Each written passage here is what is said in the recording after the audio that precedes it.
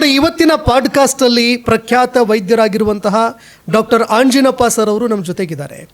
ನೋಡಿ, ಇವತ್ತಿನ ದಿನಮಾನಗಳಲ್ಲಿ ತುಂಬ ಸಂಕಷ್ಟವಾಗಿ ಕಂಡು ಬರ್ತಾ ಇರುವಂಥದ್ದು ಗ್ಯಾಸ್ಟ್ರಿಕ್ ವಿಚಾರ. ಗ್ಯಾಸ್ಟ್ರಿಕ್ಕು, ಹೈಪರ್ ಆ್ಯಸಿಡಿಟಿ ಇದೆಲ್ಲವೂ ಕೂಡ ತುಂಬ ಸಮಸ್ಯೆ ಆಗ್ತಾ ಇದೆ. ಈ ನಡುವೆ ಏನು ತಿನ್ನಬೇಕು, ಏನು ಮಾಡಬೇಕು, ನಮ್ಮ ಲೈಫ್ ಸ್ಟೈಲ್ ಹೇಗಪ್ಪ ಇರಬೇಕು ಅನ್ನುವಂತಹ ಸಾಕಷ್ಟು ಪ್ರಶ್ನೆಗಳಿದ್ದಾವೆ. ಇದೆಲ್ಲದಕ್ಕೂ ಕೂಡ ಉತ್ತರ ಕೊಡೋದಕ್ಕೆ ನಮ್ಮ ಜೊತೆ ಇವತ್ತು ಡಾಕ್ಟರ್ ಆಂಜಿನಪ್ಪ ಸರ್ ಅವರು ಪಾಡ್ಕಾಸ್ಟ್ಗೆ ಜಾಯ್ನ್ ಆಗಿದ್ದಾರೆ. ಸರ್, ನಮ್ಮ ಪಾಡ್ಕಾಸ್ಟ್ಗೆ ಸ್ವಾಗತ ನಿಮಗೆ. ಸರ್, ಈ ಗ್ಯಾಸ್ಟ್ರಿಕ್ ಅಂತ ಬಂದಾಗ ಏನಂತ ನಾವು ಇದನ್ನು ಹೇಳ್ಬೋದು, ಜೊತೆಗೆ ಇದು ಯಾವ ಕಾರಣಕ್ಕೆ ಗ್ಯಾಸ್ಟ್ರಿಕ್ ಇತ್ತೀಚೆಗೆ ಜಾಸ್ತಿ ಆಗ್ತಾ ಇದೆ ಅಂತ? ಗಣೇಶ್ ಅವರೇ, ಹಿರಿಯರು ತುಂಬ ಒಳ್ಳೆಯ ಮಾತು ಹೇಳಿದ್ದಾರೆ. ಊಟ ಬಲ್ಲವನಿಗೆ ರೋಗವಿಲ್ಲ. It's a wonderful statement. But ಈಚೀಚೆಗೆ ತುಂಬ ಜನ ಚಿಕ್ಕ ಮಕ್ಕಳಿಂದ ಹಿಡಿದು ಹಿರಿಯರವರೆಗೂ ಕೂಡ ನಮಗೆ ಗ್ಯಾಸ್ಟ್ರಿಕ್ ಆಗಿದೆ ಡಾಕ್ಟ್ರೇ, ಗ್ಯಾಸ್ಟ್ರಿಕ್ ಆಗಿದೆ, ಊಟ ಸೇರಲ್ಲ, ನಮ್ಮ ಮಗು ತಿನ್ನಲ್ಲ ಅಂತಾರೆ. ಹಂಗಂದರೆ ಏನು? ಫಸ್ಟ್ ಆಫ್ ಆಲ್, ಈ ಗ್ಯಾಸ್ಟ್ರಿಕ್ನಲ್ಲಿ ಅನೇಕ ಜನರು ಎರಡು ಕನ್ಫ್ಯೂಷನ್ನು. ಗ್ಯಾಸ್ ಪಾಸ್ ಆಗೋದು ಬೇರೆ, ಹೊಟ್ಟೆ ಉರಿ ಬರೋದು ಬೇರೆ. ಇವೆರಡು ಡಿಫ್ರೆಂಟ್ ಟರ್ಮಿನಲ್. ನಾನು ಸರ್ಜಿಕಲ್ ಗ್ಯಾಸ್ಟ್ರೋಎಂಟ್ರಾಲಜಿಸ್ಟ್ ಇದ್ದೀನಿ. ವೈಜ್ಞಾನಿಕವಾಗಿ ನಿಮಗೆ, ನಿಮ್ಮ ಜನಗಳಿಗೆ ಅರ್ಥ ಆಗುವ ರೀತಿಯಲ್ಲಿ ಗ್ಯಾಸ್ಟ್ರಿಕ್ ಅಂದರೆ ಗ್ಯಾಸ್ಟ್ರೈಟಿಸ್. ಹಂಗಂದರೆ ಏನು ಡಾಕ್ಟ್ರೇ? ನೋಡಿ, ನಾವು ತಿಂದ ಆಹಾರ, ನೀವು ರಾಗಿ ಮುದ್ದೆ ಗುಡುಮ್ ಅಂತ ನುಂಗಿ, ಗೋಬಿ ಮಂಚೂರಿಯನ್ ಅರ್ಧಂಬರ್ಧ ಮನ್ನಿ ಅಗದು ತಿನ್ನಿ, ಅಲ್ಟಿಮೇಟ್ಲಿ ಅದು ಹೋಗೋದು ನಿಮ್ಮ ಜಠರಕ್ಕೆ. ನಾವು ಆಹಾರವನ್ನು ಅಗಿದು ನುಂಗಿದಾಗ ಅನ್ನನಾಳದ ಮುಖಾಂತರ ಜಠರಕ್ಕೆ ಹೊರಟೋಗುತ್ತೆ. ನಮ್ಮ ಜಠರದಲ್ಲಿ ನಾವು ತಿಂದ ಆಹಾರ 4 hours ಇರುತ್ತೆ.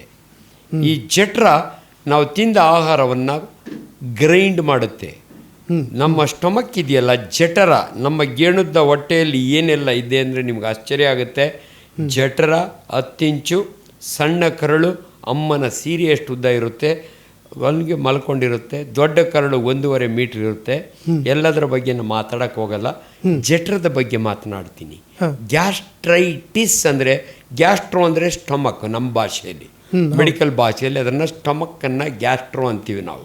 ಈ ಐಟಿಸ್ ಅಂತೀವಲ್ಲ, ಗ್ಯಾಸ್ಟ್ರೈಟಿಸ್ ನೀವು ಕೇಳಿರ್ತೀರಿ. ಮಕ್ಕಳಿಗೆ ಗಂಟಲು ನೋವು ಬಂದಾಗೆ ENT ಡಾಕ್ಟ್ರು ಟಾನ್ಸಿಲೈಟಿಸ್ ಆಗಿದೆ ಅಂತಾರೆ. ಅಂದರೆ ಟಾನ್ಸಿಲ್ನಲ್ಲಿ ನಂಜಾದರೆ ಟಾನ್ಸಿಲೈಟಿಸ್ ಅಂತೀವಿ. ಅದೇ ರೀತಿ ಸಡನ್ನಾಗಿ ನಿಮ್ಮ ಮಗಳಿಗೆ ಹೊಟ್ಟೆ ನೋವು ಬಂದರೆ ಡಾಕ್ಟ್ರ್ ಹತ್ರ ಹೋದರೆ ಅಪೆಂಡಿಸೈಟಿಸ್ ಅಂತಾರೆ. ಅಂದರೆ ಅಪೆಂಡಿಕ್ಸ್ನಲ್ಲಿ ಇನ್ಫೆಕ್ಷನ್ ಆದರೆ ಅಪೆಂಡಿಸೈಟಿಸ್ ಅಂತೀವಿ. ಅದೇ ರೀತಿ ನಮ್ಮ ಜಠರದಲ್ಲಿ, ನಮ್ಮ ಜಠರ ಇಷ್ಟು ದಪ್ಪ ಇರುತ್ತೆ, ಅದು ಜೆ ಶೇಪ್ಡ್ ಸ್ಯಾಕ್ ಅಂತೀವಿ. ಒಳಗಡೆ ಹಿಂಗೆ ಮ್ಯೂಕೋಸ ಅಂತ ಇರುತ್ತೆ. ಒಳಗಡೆ ನೀವು ಬಾಯಿನೊಳಗೆ ಬೆಳ್ಳಿಟ್ಟು ನೋಡಿದ್ರೆ ಮೆತ್ತಗಿದೆಯಲ್ಲ, ಅದನ್ನೇ ಮ್ಯೂಕೋಸ ಅನ್ನೋದು ನಾವು. ಅದೇ ರೀತಿ ನಮ್ಮ ಜಠರದ ಇನ್ನರ್ ಲೇಯರ್ ಇರುತ್ತಲ್ಲ, ಅದನ್ನು ಮ್ಯೂಕೋಸ ಅಂತೀವಿ. ಅದರೊಳಗೆ ಏನಾದರೂ ನಂಜಾದರೆ, ಸಣ್ಣ ಸಣ್ಣ ಉಣ್ಣಾದರೆ ಅದನ್ನು ನನ್ನ ಭಾಷೆಯಲ್ಲಿ ಗ್ಯಾಸ್ಟ್ರೈಟಿಸ್ ಅಂತೀವಿ. ಇದಕ್ಕೇನು ಕಾರಣ ಡಾಕ್ಟ್ರೆ? ನೀವು ಅವೆಲ್ಲ ಕೇಳಿದ್ರಿ. Very simple. ಈ 3 ನೆನಪಿಟ್ಬಿಡಿ ಪ್ರತಿಯೊಬ್ಬರು ಕೂಡ. ಹರಿ, ವರಿ, ಕರಿ.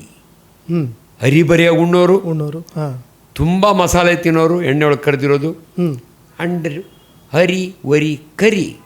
ಸೊ ಈ 3 ನೆನಪಿಡ್ಬೇಕು ಜನ. ತುಂಬ ಸಮಾಧಾನವಾಗಿದ್ದರೆ ನಿಮಗೆ ಗ್ಯಾಸ್ಟ್ರೈಟಿಸ್ ಆಗಲ್ಲ. ಈಚೀಚೆಗೆ ಮುಂದೆ ಮಾತನಾಡ್ತಾ ನಾನು ಹೇಳ್ತಾ ಹೋಗ್ತೀನಿ ಏನು ಟೆಸ್ಟ್ ಎಲ್ಲ ಮಾಡ್ತೀವಿ ಅಂತ. ಈಚೀಚೆಗೆ ಒಂದು ಹೊಸ ಕಾರಣ, ನಾನು MBBS ಹೋದಾಗೆ ಇದು ಕಾರಣ ಅದಕ್ಕೆ ಅಂತ ಗೊತ್ತಿರಲಿಲ್ಲ.